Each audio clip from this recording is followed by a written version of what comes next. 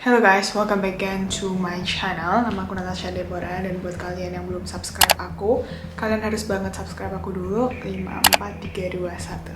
Thank you. So guys, di video ini aku bakalan back with another story. Jadi guys, hari ini tuh aku mau menceritakan seseorang yang tega banget sama mamanya. Dia tuh tega membunuh mamanya. Dia ini udah kayak Isabella Guzman lah, cuman dia lebih parah banget. Nah nih guys, aku mau ngomong sama kalian. Kalau misalnya kalian punya mama nih, dia itu udah gedein kalian dari kecil, kan kalian pasti deket ya sama dia. Kayak kalian tuh gak tega gitu loh, kayak mau nyakitin dia walaupun kalian sering banget cekcok. Cuman mungkin kalian cuman, apaan sih mah, udah banting pintu, udah gitu, terus ngancem-ngancem kabur keluar rumah, udah gitu doang tuh udah kayak level maksimal kalian gitu loh. Karena kalian gak mungkin kepikiran buat ngebunuh mama kalian. Bro, kalian itu keluar dari rahim dia dan harusnya kalian tuh menghargai dia sebagai manusia. Tapi si cewek ini udah kayak on another level lah guys. Pokoknya guys, kita nggak usah terlalu berlama-lama lagi, kita langsung masuk aja ke videonya. Nah, kalau misalnya kalian bertanya-tanya nih, kenapa aku ngebahas ini topik, dan kenapa topik ini bisa viral, dan kenapa cerita tentang seorang wanita yang membunuh maknya ini bisa viral, karena basically dia adalah seorang influencer. Nah, bayangin aja kalau misalnya ada artis yang ngebunuh mamanya nih, pasti kan viral dong, nggak mungkin viral. Kayak Selena Gomez ngebunuh maknya, kan pasti semua dunia ini, seluruh orang di dunia ini pasti ngebicarain tentang hal itu dong, karena dia adalah seorang influencer. Oke, jadi kasus ini itu dilakukan oleh seorang wanita cantik bernama Anna Lakovic. Nah, Anna Lakovic ini kan cewek ya, makanya tadi gue bilang kayak gue tuh bisa samain dia sama Isabella Guzman, which is menurut aku Isabella Guzman ini udah gila banget kelakuannya. Cuman Anna ini lebih gila lagi karena dia itu nggak cuma ngebunuh emaknya, tapi dia juga memutilasi emaknya. Udah gitu memutilasinya nggak waktu udah meninggal guys, waktu masih hidup nih, udah kayak sekarat-sekarat gitu, dimutilasi lah emaknya. Kan kayak gila ya. Gak tau sih, gue sebagai manusia dan sebagai wanita gue gak pernah berpikiran seperti itu. Jadi tepatnya pada tanggal 15 Desember kemarin nih, tahun 2020, nah dunia ini digemparkan sama sebuah video yang dirilis oleh Daily Mail. Kalian pasti tahu Daily Mail kan?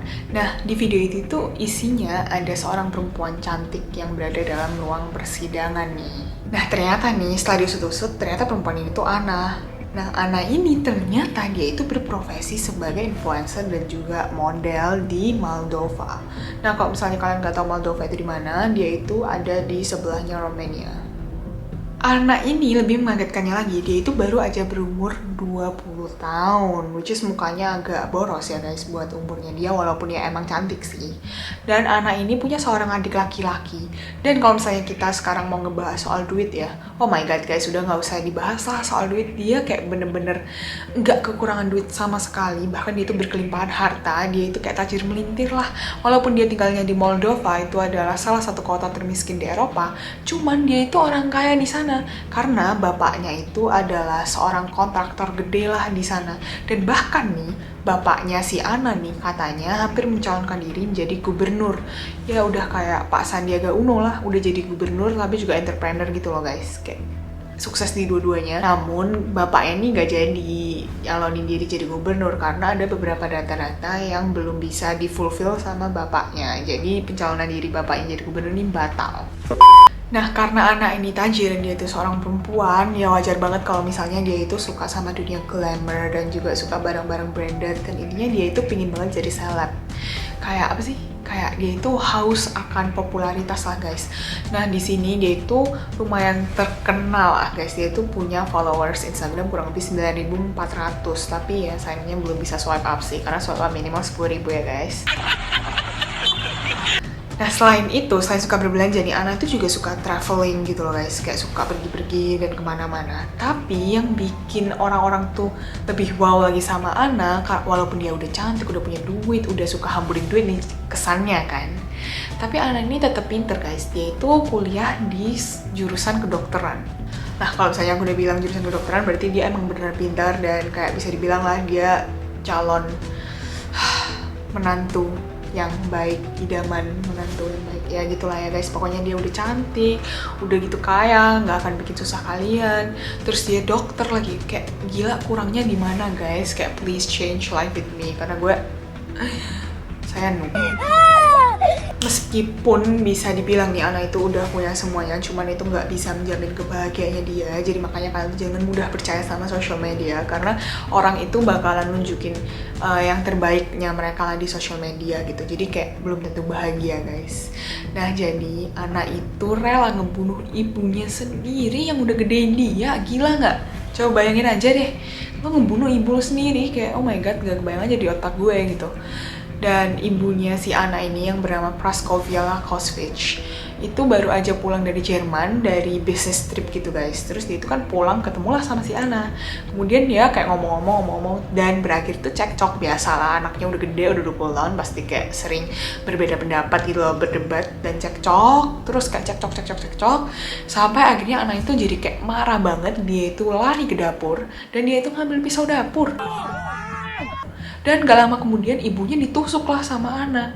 Tapi kan begitu ditusuk ibunya itu gak langsung meninggal guys. Jadi ibunya itu kayak sekarat dulu. Dan Ana itu kayak ngeliat, kalau gue sih, gue bakalan kayak oh my god, gue kayak panik. Dan Ana itu kayak gak panik, tapi dia itu malah ngepotong-potong organ ibunya, malah ngambil organ ibunya kayak usus, hati, jantung. Dan waktu jantung ibunya diambil, ya udah kan berarti ibunya udah meninggal. Kayak guys, aku nggak bisa bayangin kenapa ada manusia yang setega itu sama ibunya sendiri, kayak oh my god, please. Dan kalau misalnya aku di posisinya Ana nih, gue pasti bakalan udah panik banget. Gue bakalan kayak panik nyembunyiin mayat di mana. Gue bakalan kayak oh my god. Gue bakalan kayak oh my god. Ani, loh, iya. Tapi Ana ini masih bisa abis ngemutilasi ibunya begitu ya, abis ngepotong jantungnya dari tubuhnya si ibunya, dia tuh bisa kayak ke toilet, dia bisa cuci tangan, dia bersihin semuanya, dia ganti baju guys, dan dia keluar dari rumah buat pacaran. Kayak oh my god, mayatnya dibiarin begitu aja tuh di rumahnya, kayak gila, nggak masuk akal aja. Kayak sakit banget gak sih? Ini otak kayak sakit banget, kayak gendeng, ngerti gendeng? Kayak gila guys, kayak gila, kayak nggak ada otak. Kayak lo habis kebunuh dan lo bisa kayak keluar pacaran sebentar, kayak oh my god, padahal lo habis kayak ngebunuh ibu lo sendiri dan lo masih bisa pacaran kayak. Terus besoknya nih langsung dia itu dituduh atas pembunuhan gitu loh guys, karena gilanya tuh mayat gak diapa-apain, cuma digeletakin doang tuh di rumah. Dan akhirnya ditemuin lah sama orang rumah. Ya masa lo mayat lo biarin gak dibungkus, gak berusaha disembunyiin, kayak seakan-akan tuh jadi kayak kesannya kayak bercandaan dan kayak sengaja. Ya udah emang gue habis ngebunuh ya gue nggak peduli, nangkap aja gue. Oke, yang ini.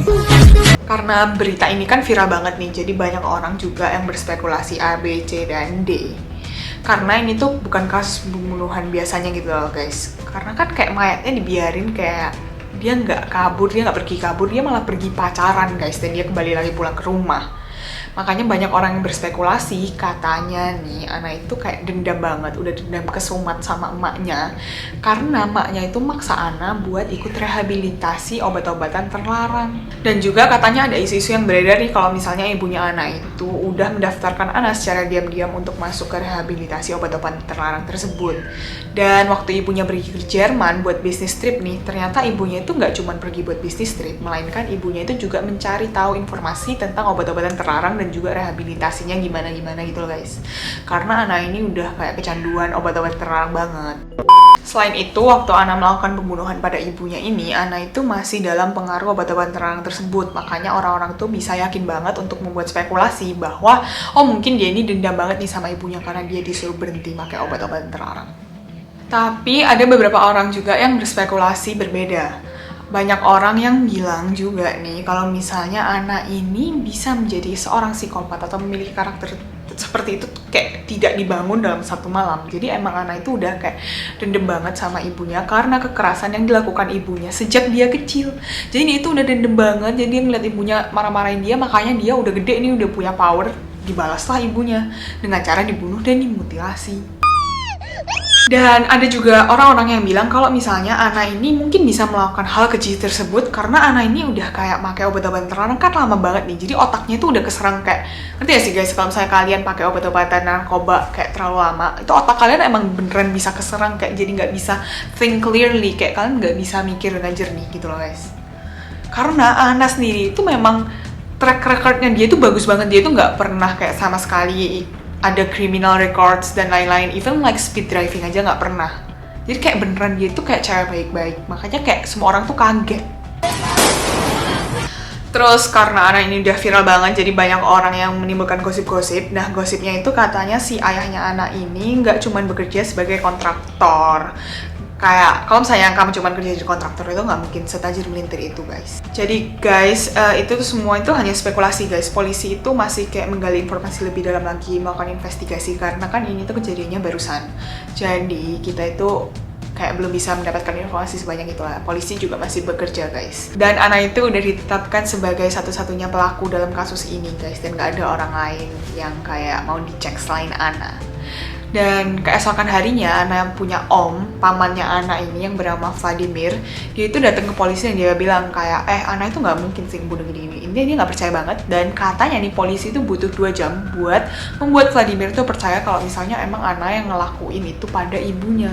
Nah, Vladimir itu bilang kayak, gue nggak percaya banget karena di dalam rumah Ana itu anaknya baik banget lah, sayang banget sama ibunya. Dan terus Vladimir tuh bilang kayak hoax-hoax yang beredar di luar sana tentang ibunya melakukan kekerasan sama Ana itu salah banget karena si ibunya Ana ini sayang banget sama Ana, kayak udah digedein, dikasih duit dan segala macam. Kayak intinya Ana itu tinggal di dalam rumah yang harmonis, bukan rumah yang kayak toxic family gitu loh.